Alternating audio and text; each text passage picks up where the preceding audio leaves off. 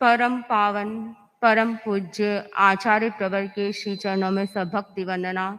आदरास्पद मुख्य मुनि प्रवर, साधु साध्वीवृंद, समनीवृंद, उपस्थित भाइयों एवं बहनों, परम पूज्य आचार्य प्रवर एक कहानी फरमाया करते हैं। मैं अपनी भाषा में उस कहानी को बताना चाहूंगी। एक सन्यासी के पास एक युवक आया और वह याचना करता है कि बाबा, मेरे पास कुछ नहीं है, आप मुझे कुछ दे दीजिए ताकि मेरा जीवन यापन हो सके। सन्यासी ने कहा, मैं खुद फकीर हूं, मेरे पास क्या मिल सकता है, मेरे पास कुछ देने को नहीं है। पर उस युवक ने पकड़ रखी, आग्रह रखा कि मुझे आपसे कुछ न कुछ चाहिए, मैं ऐसे खाली हाथ तो नहीं जाऊंगा। तब बाबा ने कहा कि बाहर अभी कुछ समय पहले मैंने एक पारस पत्थर फेंका है, वह तुम ले सकते हो। युवक बड़ा खुश हुआ कि बाबा ने तो मुझे मालो माल कर दिया, पारस मणि हाथ में आ गई है। और उसने उस पारस मणि को उठाया और अपने घर की ओर रवाना हो गया। बड़ी आशाएं बंध गई, पारस पत्थर मिल गया है, अब मैं इससे सोना ही सोना बनाऊंगा और धनवान व्यक्ति बन जाऊंगा। कुछ कदम आगे बढ़ा कि इसके विचारों में उसके एक चिंतन आया। एक चिंतन कौन था? ये क्या, ये पारस पत्थर, इतना कीमती पत्थर, इसे फेंक दिया, सन्यासी के पास कुछ जरूर कोई बड़ी चीज होगी इससे। वह वापस लौटा और सन्यासी के पास आया और बोला, बाबा, मुझे तो वो चीज चाहिए जिसके लिए आपने इस पारस पत्थर को भी फेंक दिया। सन्यासी ने कहा कि यदि इस पारस पत्थर से भी कीमती चीज चाहिए तो भौतिक सत्ता में वह चीज नहीं मिल सकती है, भौतिकता से वह चीज नहीं मिल सकती है। पारस को ठुकराने की शक्ति किसी में है तो भौतिक सत्ता में नहीं, वह आध्यात्मिक सत्ता में है। आध्यात्मिक शक्ति जिसके पास, जिसकी दृष्टि उस पर टिक जाती है, उसके लिए आध्यात्मिक दृष्टिकोण से व्यक्ति सोचने लग जाता है तो उसके लिए पारस मणि है, उसका कोई मूल्य नहीं होता है। अध्यात्म की शक्ति को वही पहचान सकता है जिसने ये जान लिया कि जो ऐन्द्रिक सुख है, इंद्रियों से प्राप्त होने वाला सुख है, या शरीर के स्तर पर भोगे जाना वाला सुख है, वह अनित्य है और उससे जो भी सुख की प्राप्ति होती है वह शाश्वत नहीं है, उसका परिणाम भी दुखदायी है। यदि ऐसा जो व्यक्ति जान लेता है, वह उसका रास्ता दूसरी ओर मुड़ जाता है, भौतिक आगे बढ़ने लग जाता है। अध्यात्म को वही स्वीकार कर सकता है जिसने चौथे पाप स्थान से विरत होने की साधना शुरू कर दी है। चौथा पाप स्थान है मैथुन पाप। प्राणियों में काम राग के आवेश से उत्पन्न होने वाली जो मानसिक, वाचिक और शारीरिक प्रवृत्ति होती है, चेष्टा होती है, वह मैथुन कहलाती है।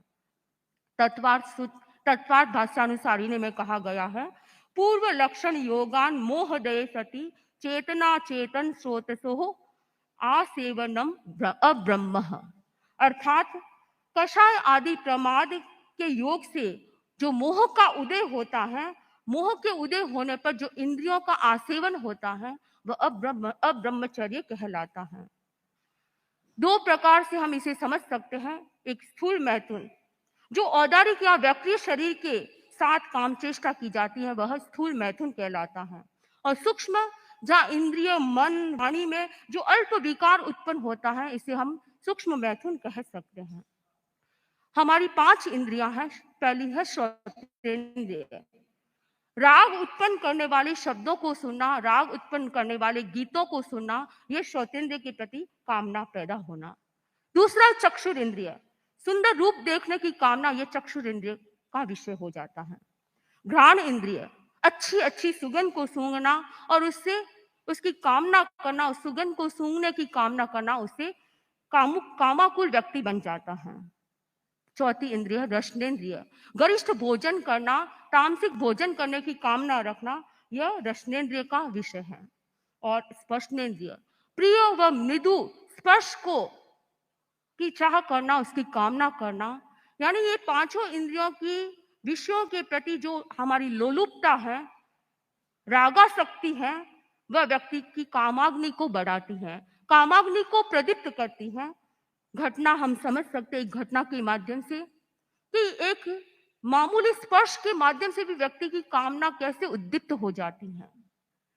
आगम में प्रसंग आता है चित्त और संभुत मुनि का। चित्त और संभुत मुनि ने साधु जीवन को स्वीकार किया और वे अपनी साधना कर रहे थे। एक बार वे साधना करते करते हस्तिनापुर में पधारे। हस्तिनापुर के बाहर उद्यान में ठहरे हुए थे और उस समय चक्रवर्ती सनत कुमार अपनी रानी सुनंदा के साथ दर्शन के लिए आते हैं। जैसे ही चित्र और संभुत मुनि को दर्शन किए, रानी सुनंदा भी वंदना करने के लिए झुकी तो उसके केशों का स्पर्श संभुत मुनि के चरणों के हो गया और वह मृदु स्पर्श होते ही उसकी कामाग्नि उद्दीप्त हो गई। संभुत मुनि को अपूर्व आनंद की अनुभूति हुई कि ऐसा स्पर्श तो मैंने कभी नहीं देखा और उसी समय उन्होंने निदान कर लिया। उन्होंने यह निदान किया कि मेरी साधना का फल हो, मेरी तपस्या का फल हो तो मैं आगे के जन्म में चक्रवर्ती बनूं और इसी तरह ऐसे का सुख भोगता रहूं। ऐसी कामना कब हुई? एक मामूली स्पर्श के माध्यम से व्यक्ति की कामाग्नि उद्दीप्त हो जाती है। हमें ये इस बात को समझना है कि स्पर्श के काम भाव ने व्यक्ति को भटका दिया तो हमें पांचों इंद्रियों के विषयों पर आसक्त नहीं होना चाहिए। जब आसक्ति ज्यादा बढ़ जाती है तब इस प्रकार की विकृतियां पैदा हो जाती हैं। प्रश्न होता है कि इंद्रियों में अपने अपने विषयों को ग्रहण करने की शक्ति होती है, वह तो क्षयोक्षम भाव है और मन वाणी ये भी पुद्गल है, तो फिर इनमें से विकार पैदा कैसे होता है? कहा गया है मोहोदयाभिभूत ही सत्वे काम्यन्ते शब्द रस गंध स्पर्श इति कामः। अर्थात मोह के उदय से प्राणी में इंद्र विषय के उपभोग की जो कामना पैदा होती है वह काम कहलाता है। हमें इस बात को समझना है इंद्र विषय अपने आप में कुछ नहीं है। जब इसके प्रति राग और द्वेष की भावना जुड़ जाती है वह हमारे भीतर विकृति पैदा करती है। छठी इंद्रिय है मन। मन के 3 काम बताए गए हैं, स्मृति करना, चिंतन करना और कल्पना करना। भुक्त भोगों की स्मृति करना, काम भोगों का विचार मन में लाना और भोग की अनुमोदना करना। ये एक प्रकार से हम कह सकते हैं बहुत सूक्ष्मता में जाए तो एक सूक्ष्म मैथुन का ही पाठ हो सकता है। हमें इस बात को समझना है कि हमारे भीतर में भी इस प्रकार की कामना न पैदा हो। भगवान महावीर ने कहा कामे पत्थे माणा और कामा जंती दुग गई, अर्थात काम की इच्छा करने वाला उसका सेवन न करते हुए भी दुर्गति को प्राप्त हो सकता है। हमें इस बात को समझना है। एक कहानी के माध्यम से हम समझ सकते हैं। एक उपाश्रय में संत महात्मा रहते थे और सामने की एक फ्लैट में एक दंपति रहती थी। संत महात्मा उस दंपति को देखता और उसके मन में ये भावना होती कि देखो ये कितने सुखी हैं, जीवन का सच्चा सुख तो यही भोग रहे हैं। मैं तो बहुत बचपन में ही साधु बन गया, मैंने तो कुछ संसार में कुछ देखा ही नहीं, कुछ भोगा ही नहीं। इस प्रकार की भावना वह संत प्रतिदिन करने लगा और इधर दंपति उस उपास्य के साधु को देखते तो उनके मन में ये आता कि धन्य ये बाल ब्रह्मचारी साधु जिसने बाल्यावस्था में ही साधु जीवन को स्वीकार कर लिया, अपने काम पर विजय प्राप्त कर ली और हम है जो इस राग के कीचड़ में फंस गए हैं, इस राग के दलदल में फंस गए हैं। इस प्रकार की दंपति भावना करते। दोनों की भावना में बड़ा अंतर। कहते हैं कि केवल चिंतन से व्यक्ति के बहुत कर्मों का बंधन हो जाता है। शुभ कर्मों का बंधन भी हो सकता है और अशुभ कर्मों का बंधन हो सकता है। ऐसा ही उस दंपति और संत के साथ हुआ। संयम की अनुमोदना करने वाले दंपति के उच्च गति का बंधन हुआ और जिस संत ने भोग की अनुमोदना की तो उसकी गति भी अच्छी नहीं हुई, नीची गति में गया। तो हमें अपने चिंतन को मोड़ देने का प्रयास करना है। केवल चिंतन से ही अच्छी गति भी प्राप्त कर सकता है और केवल चिंतन से ही दुर्गति में भी जा सकता है। हमें सुगति में जाना है तो हमारा चिंतन भी अच्छा होना चाहिए। विषय और विष में क्या अंतर है? एक श्लोक में कहा गया, विषस्य विषयाणाम च दूर मन्यंत मंतरम उपभुक्तम विषम हंति विषया स्मरणादपि। अर्थात विष है वो खाने से व्यक्ति को मारता है, लेकिन विषय की कामना है वो स्मरण मात्र से, विषय है वो कामना मात्र से, स्मरण मात्र से ही व्यक्ति के जीवन को नष्ट कर देता है। हमें इस बात को समझना है कि हमें काम की, विषय की भावना भी मन में नहीं लानी चाहिए। यह भी भावना भी व्यक्ति को दुर्गति की ओर ले जाता है। इसलिए विष खाने से मारता है और विषय है वो हमें केवल चिंतन मात्र से, स्मरण मात्र से ही अपने जीवन को नष्ट कर देता है।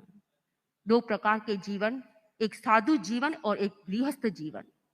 साधु है वह पंच महाव्रत धारी होता है, यानी वह चौथे महाव्रत को भी अपने जीवन में स्वीकार कर लेता है, पूर्णतः ब्रह्मचर्य की साधना करता है। लेकिन एक गृहस्थ की यदि हम देखें तो तीन कैटेगरी की जा सकती है। एक कैटेगरी जिसमें पूर्णतः ब्रह्मचर्य की साधना की जाती है, दूसरी कैटेगरी जिसमें वह स्वदार संतोष व्रत को स्वीकार करता है, यानी चौथे अनुव्रत को स्वीकार करता है, और तीसरी कैटेगरी जो होती है उस श्रृंखल कामना।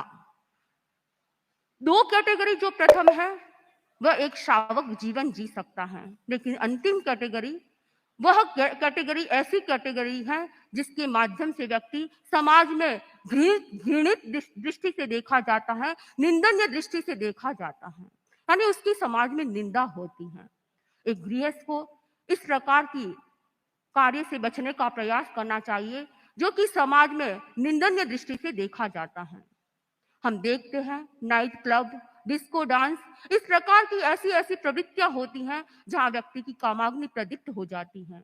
इस बात पर ध्यान देना चाहिए कि हमें ऐसे स्थानों पर नहीं जाना है जहां पर हमारे भावनाओं पर नियंत्रण नहीं रहता है।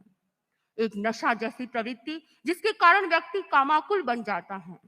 आज हम देखते हैं छोटे छोटे बच्चे भी नशा करते हैं और उस नशे के कारण ऐसी बढ़ गई है कि बच्चे बचपन में ही गलत आदतों में पड़ जाते हैं, बुरी संगत में फंस जाते हैं। आज एक प्रकार का नशा आता है, वेप करके नशा आता है। वेप जो इलेक्ट्रिसिटी का यूज किया जाता है, एक रेगुलेटर जैसा होता है, छोटी सी चीज होती है, बच्चा कहीं भी रख लेता है अपने बैग में और उसका प्रयोग करता है। वेप का नशा धीरे धीरे ऐसी आदत डाल देता है, पहले तो वह बच्चा ट्राई करता है और ट्राई करते करते उसकी लत बन जाती है और फिर वह उसे छोड़ नहीं पाता है। कुछ दिनों पहले मैंने एक घटना सुनी। चेन्नई की एक लड़की दिगंबर परिवार से संबंध रखती है, छोटी सी बच्ची, 13-14 साल की बच्ची, और वेप का नशा करने लगी और नशा करते करते ऐसी आदत पड़ गई कि वह उसे छोड़ नहीं पाती है, और इतनी आदत कि धीरे धीरे उसके शरीर में रोग उत्पन्न हो गया। और वह भी कौन सा रोग जिससे आज दुनिया ग्रस्त है, कैंसर रोग, असाध्य रोग। इतनी छोटी उम्र में असाध्य रोग का कारण क्या? जब डॉक्टरों ने खोजा तो पता चला कि ये एक वेप का नशा करती है, इसके कारण ये बीमारी उसके हो गई है। जब माँ बाप को ये पता चला, उसे छोड़ने के लिए कहा गया कि तुम इस नशे को छोड़ दो, नहीं तो तुम्हारी जिंदगी नष्ट हो जाएगी। लेकिन वह बच्ची क्या कहती है, अब मेरी आदत पड़ गई और जब बीमारी हो ही गई है तो अब मैं इसे नहीं छोड़ूं, मरना ही है तो मैं इसको कैसे छोड़ूं। नहीं, बच्चों की ऐसी लत, माँ बाप को इस बात पर ध्यान देना है कि इस प्रकार की खुलावट न दे बच्चों को कि इस प्रकार के नशे से व्यक्ति ग्रस्त हो जाए। आजकल हम देखते हैं हुक्का की प्रवृत्ति बहुत अधिक बढ़ गई है। हुक्के के कारण हम देखते हैं कि लड़कियां भी इतना नशा करने लग गई हैं। आज पार्टीज दी जाती है तो हुक्का तो बार लगना ही चाहिए, यानी हुक्का बार नहीं है तो इसका मतलब इसकी शादी या उसकी पार्टी अच्छी नहीं मानी जाती है। लेकिन बंधुओं, यह पार्टी, हुक्का पार्टी आपके जीवन को वाली है, इसलिए इससे बचने का प्रयास करना चाहिए।